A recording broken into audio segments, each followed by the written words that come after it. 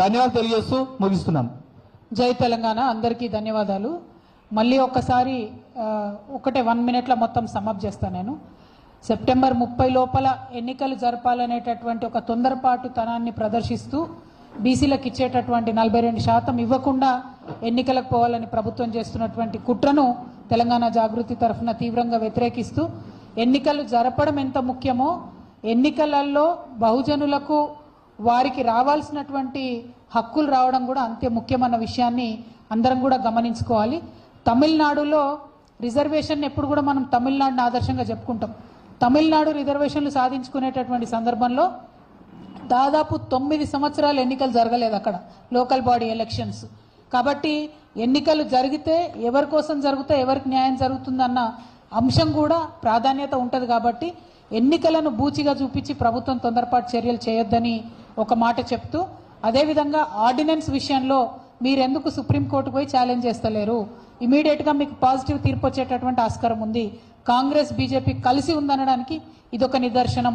రాష్ట్రపతి గారి దగ్గర బిల్లు పోయి 3.5-4 నెలలు కావచ్చింది. ఆల్రెడీ వచ్చినటువంటి సుప్రీంకోర్టు తీర్పు ఉంది. మళ్ళీ ఎందుకు మీరు సుప్రీంకోర్టు హెల్ప్ తీసుకుంటలేరు?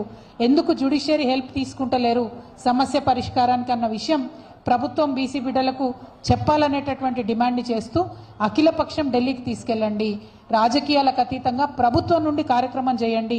మీరు ధర్నా చేస్తారా, దీక్ష చేస్తారా, ఏం చేస్తారు చేయండి. కానీ ప్రభుత్వం నుండి అఫీషియల్గా అన్ని పార్టీలను తీసుకొని వెళ్తే యావత్తు తెలంగాణ రాజకీయ సమాజం కూడా బీసీలతో ఉందనేటటువంటి మెసేజ్ పోయి కేంద్ర ప్రభుత్వం కూడా సీరియస్గా తీసుకుంటుంది. మీ అందరికి కూడా తెలుసు, రాబోయే కాలంలో దేశంలో జరిగేటటువంటి పరిస్థితి ఏముంటుందంటే ఏ రాష్ట్రానికి సంబంధించి ఆ రాష్ట్రానికి రిజర్వేషన్లు ఇచ్చుకునేటటువంటి ఫ్రీడమ్ రావాలి అనేటటువంటి అంశం అందరూ కూడా మాట్లాడుతూ ఉన్నారు. కేసీఆర్ గారు అదే మాట్లాడినరు, రాహుల్ గాంధీ గారు అదే మాట్లాడినరు. ఫ్యూచర్ ఆఫ్ ఇండియా ఒక ట్రూ ఫెడరల్ స్ఫూర్తిని చెప్తూ ఏ రాష్ట్రానికి ఆ రాష్ట్రానికి ఇండిపెండెన్స్ ఇచ్చే దిశగానే ముందుకెళ్తాం. అదేవిధంగా ఓవరాల్గా పార్లమెంట్లో కానీ కేంద్ర ప్రభుత్వ ఉద్యోగాలలో కానీ బీసీలకు జనాభా దామాషా ప్రకారం రిజర్వేషన్ అనేటటువంటివి కూడా ఫ్యూచర్లో వస్తాయి. సో ఇవన్నిటిని కూడా దృష్టిలో పెట్టుకొని రాష్ట్ర ప్రభుత్వం కేంద్ర ప్రభుత్వం కూడా మరి త్వరితగతిన బీసీలను ఎంపవర్ చేసే ప్రణాళిక వేయాలి. 42% బిల్లును తక్షణమే పాస్ చేయాలని మళ్ళొకసారి డిమాండ్ చేస్తూ ఆ బీసీ బిల్లు సాధన కోసం ఆర్డినెన్స్తో ఇస్తారా, బిల్లుతో ఇస్తారా? కేంద్ర ప్రభుత్వం చేతిలోనే మొత్తం ఉంది. కాబట్టి కేంద్ర రాష్ట్ర ప్రభుత్వాల మీద ఒత్తిడి పెంచడానికి నేను 72 గంటల నిరాహార దీక్ష 4, 5 తారీఖు 6 తారీఖు నాడు మరి 3 రోజులు కూడా ఇందిరా పార్క్లో చేయబోతా ఉన్నాం అని చెప్పి మళ్ళొకసారి తెలియజేస్తూ మీ అందరి దగ్గర కూడా సెలవు తీసుకుంటున్నాను. Thank you. జై తెలంగాణ.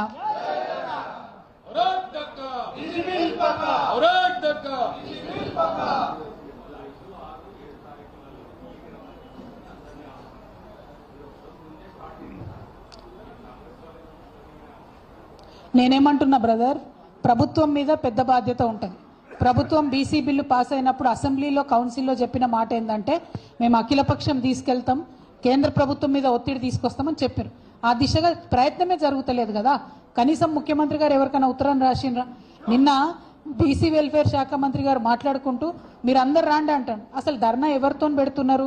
కాంగ్రెస్ పార్టీ తరఫున పెడుతున్నారా, తెలంగాణ రాష్ట్ర ప్రభుత్వం తరఫున పెడుతున్నారా? దాన్ని బట్టి ఆలోచిస్తాం. రాష్ట్ర ప్రభుత్వం ధర్నా పెడుతుందంటే బీసీలు అందరూ పోతారు, అది మా ప్రభుత్వం మా హక్కు అనేటటువంటి ఆలోచన ఉంటుంది. కాంగ్రెస్ పార్టీ నుండి పెడితే అందరు ఎందుకు పోతారండి? కాంగ్రెస్ పార్టీ నుంచి పెట్టి మీరు రాండి అని ఓపెన్ ఇన్విటేషన్ ఇస్తే ఎందుకు పోతారు? ఎందుకంటే పోయినసారి కాంగ్రెస్ పార్టీ ధర్నా పేరుతో చేసినటువంటి డ్రామాను చూసినాం. ఇప్పుడు కూడా బీహార్ ఎన్నికలు వస్తున్నాయి కాబట్టి మరొక డ్రామా చేస్తూ ఉన్నారు. వాళ్ళలాగా ఎన్నికల ముందు వచ్చి డ్రామాలు చేసేటటువంటి అలవాటు తెలంగాణ జాగృతికి లేదు. కాబట్టి నిజంగా బీసీలకు న్యాయం జరగాలంటే, రాష్ట్ర కేంద్ర ప్రభుత్వాల మీద ఒత్తిడి పెరగాలంటే గాంధేయ మార్గం ఒకటే మంచిది అనేటటువంటి నిర్ణయంతో ఈ 72 గంటల నిరాహార నిరసన దీక్ష కార్యక్రమాన్ని చేపడతా ఉన్నాం. మద్దతు ప్రకటించినటువంటి అందరూ కుల సంఘ నాయకులకు కూడా పేరు పేరున హృదయపూర్వకంగా నా నమస్కారాలు తెలియజేస్తా ఉన్నాను. ఖచ్చితంగా ఆ దీక్ష తర్వాత ప్రభుత్వం కనువిప్పు కలుగుతుందని, కేంద్ర ప్రభుత్వం దిగి వచ్చి బిల్లు పాస్ చేస్తుందని చెప్పి భావిస్తా ఉన్నాను. డెఫినెట్గా పిలుస్తాం, డెఫినెట్గా మద్దతు ఇవ్వమని అడుగుతాం. బీసీ సంఘ నాయకులందరికీ కూడా మద్దతు ఇవ్వమని అడుగుతాము. మాకు యునైటెడ్ పూలే ఫ్రంట్ కన్వీనర్ గారు ఉన్నారు, మొత్తం యునైటెడ్ పూలే ఫ్రంట్ ఉంది. వాళ్ళందరి ఆధ్వర్యంలో ప్రతి ఒక్కరిని కూడా ఇన్వైట్ చేస్తాం. జాగృతి నుండి కూడా అందరిని ఇన్వైట్ చేస్తాం.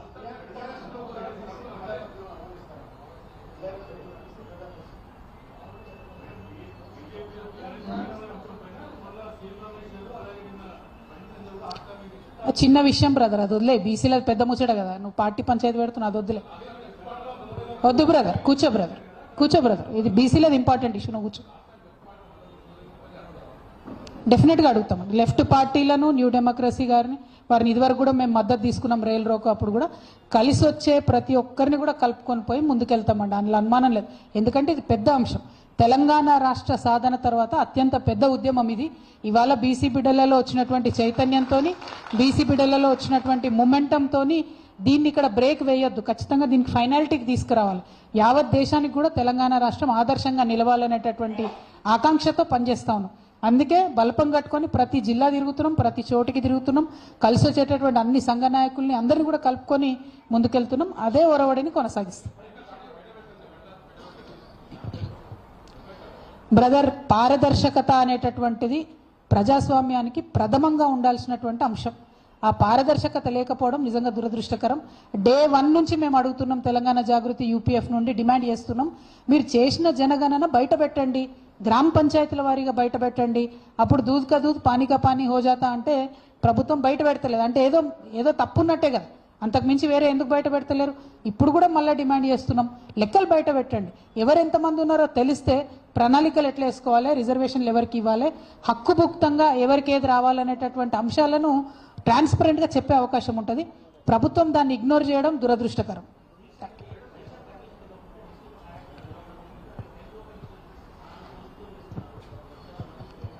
రైల్ రోకో మేము ప్రకటించినటువంటి అప్పుడు 2 అంశాలు కోరినాం. ఒకటి, రాష్ట్ర ప్రభుత్వం ముందుకొచ్చి ఆర్డినెన్స్ ఇవ్వాలి, లేదా కేంద్ర ప్రభుత్వం బిల్లు పాస్ చేయాలి. ఆనాడు రాష్ట్ర ప్రభుత్వం ఆర్డినెన్స్ ప్రొమల్గేట్ చేసింది కాబట్టి రైల్ రోకోని మేము నిరవధిక వాయిదా వేసుకున్నాం. ఇవాళ రాష్ట్రము కేంద్రము కలిసి ఒక నాటకం ఆడుతున్నాయి. తమిళనాడు సుప్రీంకోర్టుకు పోతుంది ఎట్లా, తెలంగాణ ప్రభుత్వం సుప్రీంకోర్టుకు పోదు ఎట్లా? గవర్నర్ బిల్లు పాస్ చేయకపోతే ఎందుకు పోరు తెలంగాణ ప్రభుత్వం? రాష్ట్రపతి గారి దగ్గర పెండింగ్ ఉంటే తమిళనాడు ముఖ్యమంత్రి సుప్రీంకోర్టుకు పోయిండు, ఎందుకు తెలంగాణ ముఖ్యమంత్రికి ముందరకాళ్ళ బంధం ఏమన్నా ఉన్నదా? ఎందుకు సుప్రీంకోర్టుకు పోతలేరు? మరి ముందరకాళ్ళ బంధం ఏమో కానీ బడేబాయితో బంధం ఉన్నదన్న విషయం స్పష్టమవుతున్నది. కాబట్టి మేము ఇవాళ కోరేది ఒకటే, ఈ 2 పార్టీల మీద ఒత్తిడి పెంచాలంటే గాంధేయ మార్గమే కరెక్టు. ఖచ్చితంగా దీక్ష ద్వారా కొంత మార్పు వస్తుంది అనేటటువంటి విశ్వాసంతో బీసీ బిల్లు సాధనలో ఒక అడుగు ముందుకు పడుతుంది అనేటటువంటి విశ్వాసంతో ఈ కార్యక్రమం చేపడతాను.